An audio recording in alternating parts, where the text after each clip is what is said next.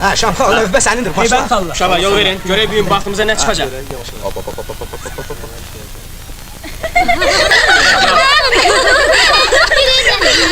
Ay kız, Pakize, nereye bildim sen gözaltı kapıdan gelecek? Uçup açıdan bakır. Buna göre içinde ne var? Ay, uçmuştu.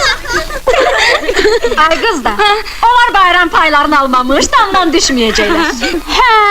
Məsna xala, onu deyil Pakize'ni koya heybeye gönderek. Kim bilir, belki senden ötürü gelibler. Hanım öndü o bağ? Ay kız, o benim yemişini bırak et.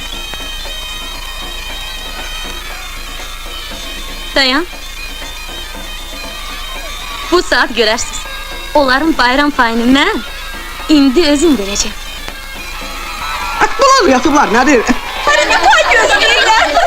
Ey damdaşlar, payınızı alın. Oy, nə yaman ağırdı. Mən sizə dedim də bura gəlin. Yəqin yaxşı yeməli şeylər var. Bu nədir? Hadi qaçdı ki!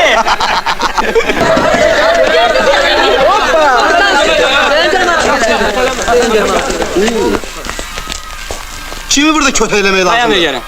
Uşaqlar, bir bunlara baxın, görün sakit quzu kimi necə oturublar. Güya bu işdən bu xanımların heç birinin xəbəri yoxdur. Osman, kərpici ver görün. Deyəsən orada. Mən bu saat onu tapım. Özüm benim var. Ay qız, pişiyi heybiyə sən qoymuşdun?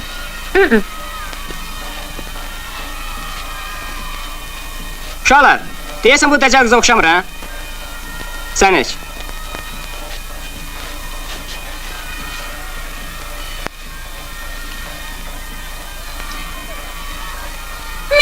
Miau. Miau. Hə, deməli pişiyi gəlinə buraxmısansa bu kərpic də vur kəllənə. Hə, indi sən məndən qutara bilməyəcəksən, bura gəl. Kızlar kömür.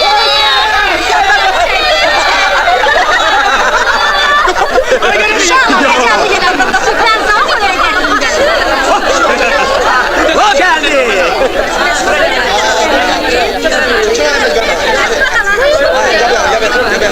Hoş geldin. Buyurun balalarım, bayram aşıydı. Həmişə şadlıqlar olsun. Sağ olasın.